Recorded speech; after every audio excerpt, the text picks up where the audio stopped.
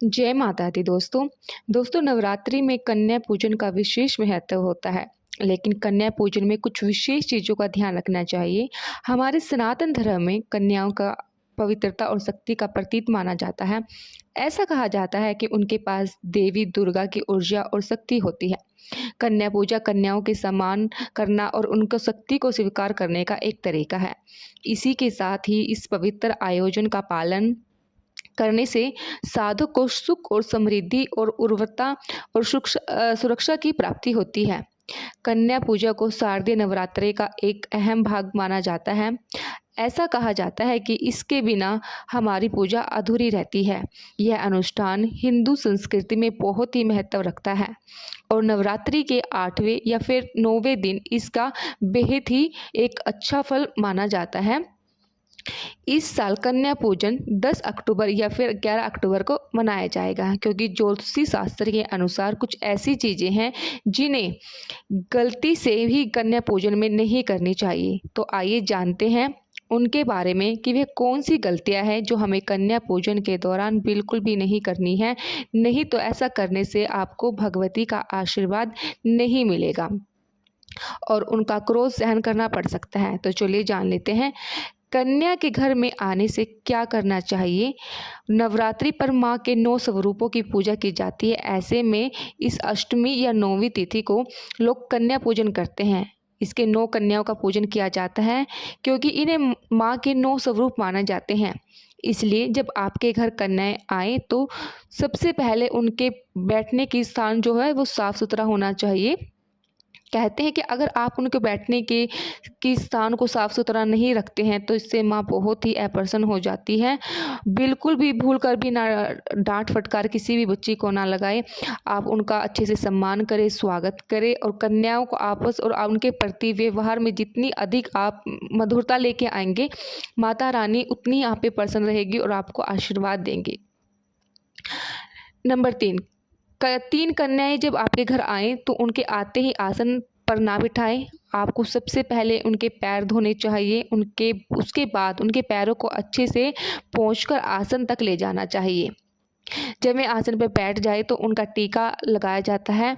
इसके साथ ही आपको उनके भोजन की अच्छे से व्यवस्था करनी चाहिए। जैसे आप उनको तिलक कर सकते हो। सबसे पहले उनका मुंह उत्तर पूर्व दिशा यानी ईशान कोण की तरफ होना चाहिए।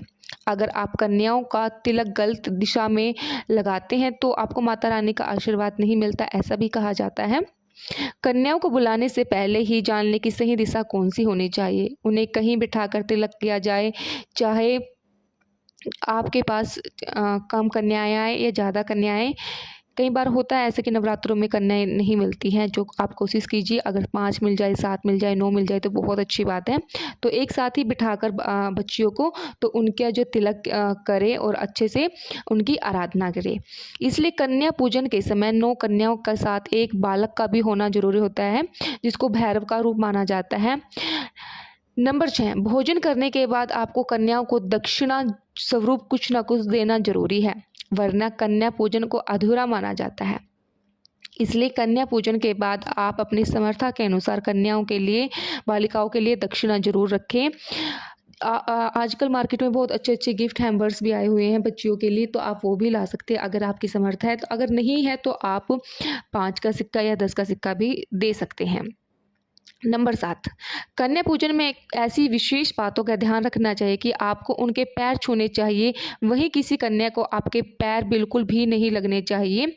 अगर लग जाते हैं तो आप उनसे क्षमा प्रार्थना मान लीजिए। भोजन में लड़की को क्या क्या खिलाया जाता है। पूरी माँ दुर्गा के भोजन में पूरा अनुरूप से बनाना शामिल होना चाहिए, क्योंकि कन्या भोजन में पूरी अनिवार्य है। एक पूरी अथवा एक पूरी का टुकड़ा ही काफ़ी है, लेकिन कन्या भोज में पूरी का शामिल होना बहुत ज़्यादा जरूरी होता है। माँ दुर्गा के भोग में हलवा का भी होना बहुत ज़्यादा अनिवार्य है, इसलिए हलवे को भी भोजन में ज़रूर शामिल करें। इसके बाद थाली में आप खीर रख सकते हैं या फिर कोई और आपको चने का जो प्रसाद होता है वो भी बहुत ज़्यादा होता है, उसके बिना भी खीर प्रसाद को अधूरा माना जाता है। तो आप थोड़े से काले चने भिगोकर उनका भी ज़रूर प्रसाद बनाइएगा और वो अच्छे भी होते हैं। कन्या भोज में काले चने का शामिल किया जाता है, इसी के कारण कन्याओं का भरपूर पोषण भी मिलता है। कन्याओं को अगर आप फल देना चाहें तो बहुत अच्छी बात है, आप फल को भी ज़रूर शामिल कीजिए। माँ दुर्गा के भोग में फल शामिल किया जाता है, इसलिए कन्या भोज में 1 या 2 फल आप ज़रूर दीजिए, जितनी आपकी समर्थ है। मिठाइयाँ भी कन्या माता के भोजन में शामिल की जाती हैं। अगर आप मिठाइयाँ ला सकते हैं तो बहुत अच्छी बात है। कोई एक अच्छी सी मिठाई आप कन्याओं को ज़रूर दें। और अब बारी आती है कन्याओं को भेंट स्वरूप में क्या देना चाहिए, जो स्वर्थ है बहुत ही जो ज़्यादा लाभदायक होता है। अगर आप कन्याओं को लाल वस्त्र, कोई लाल चुनरी आप देते हैं तो बहुत ही ज़्यादा शुभ मानी जाती है, उससे आपके भाग्य की वृद्धि होती है। साथ ही लाल रंग की पोशाक, लाल रंग का होना भी बहुत ज़्यादा शुभ माना जाता है। वह लाल रंग के वस्त्र देने से आपका मंगल मजबूत होगा। नवरात्रि में कन्या भोजन कराने से कन्याओं को कम से कम 1 मौसमी फल अवश्य देना चाहिए। नवरात्रों में कन्याओं को शुभ फल की प्राप्ति होती है। केला और नारियल भी माना जाता है कि आप दे सकते हो। केला विष्णु जी का प्रिय फल है और नारियल यानी श्रीफल लक्ष्मी को बहुत ही ज़्यादा प्रिय है। इन दोनों को ही दान करने से आपके घर में सुख समृद्धि में वृद्धि होगी। ऐसी ही बहुत सारी चीज़ें हैं जो आप नवरात्रि के जो 9वीं अष्टमी को आपकी कन्या पूजन करते हो तो उस दिन भेंट स्वरूप आप कन्या को दे सकते हो। एक आता है श्रृंगार का सामग्री का सामान जो होता है वो आप दीजिए कन्याओं को, वो भी आपको बहुत अच्छे फल देगा। माता को अर्पित करके फिर उनको छोटी छोटी कन्याओं में बांट देना चाहिए। मान्यता ये है कि कन्याएं द्वारा ग्रहण किया श्रृंगार सामग्री सीधा माता द्वारा स्वीकार कर लिया जाता है। और परंपराओं के अनुसार कन्याओं को जब भी आप अपने घर से विदा करें तो विदाई में उनको कुछ दिया जाता है, कुछ मतलब कच्चे चावल दिए जाते हैं और गुड़ दिया जाता है।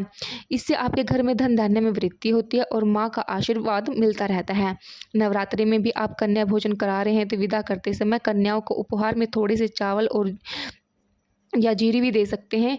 इससे क्या होगा, आपके घर में धन संपदा में बढ़ती जाती है। नवरात्रि में कन्याओं को विदा करते समय उन्हें दक्षिणा के रूप में कुछ रुपए भी पैसे भी देना चाहिए। ऐसा करने से माता लक्ष्मी आप पर हमेशा प्रसन्न रहती है, आपके भंडारे भर जाते हैं। हो सके कन्याओं को अपनी समर्था के अनुसार दक्षिणा में जो अन्न होता है, अन्न में अगर आपको लगता है कि हो सके तो आप गरीब बच्चियों को ही बुलाएं जिनके पास खाने की पहनने की व्यवस्था नहीं है। ऐसी बच्चियों को दान देने से माता रानी बहुत जल्दी प्रसन्न हो जाती है। लाल चूड़ियाँ देने का भी विशेष महत्व बतलाया गया है। लाल रंग से घर में सुख समृद्धि आती है। दोस्तों, यह जानकारी थी जो हमने आपको वीडियो के माध्यम से दी है कन्या पूजन की और कन्या भोज के समय हमें क्या क्या सावधानियां बरतनी है। तो दोस्तों, आपको अगर ये वीडियो पसंद आए तो वीडियो को एक लाइक ज़रूर कीजिए और अगर अभी तक चैनल को सब्सक्राइब नहीं किया है तो चैनल को भी सब्सक्राइब कर लीजिएगा और अपने मित्रों और अपनी फैमिली के साथ इस वीडियो को ज़्यादा से ज़्यादा शेयर कीजिए ताकि गलती से भी कोई ये गलती ना कर दे अष्टमी और 9वीं के दिन कि कन्या पूजन के दिन हमें क्या करना चाहिए और क्या नहीं करना चाहिए। उससे आपको ज़्यादा फल की प्राप्ति होती है, क्योंकि अगर हम किसी और की भी मदद करते हैं ना तो उसका फल भी हमें मिलता है। तो कॉमेंट में जय माता दी ज़रूर लिखिएगा। जय माता दी।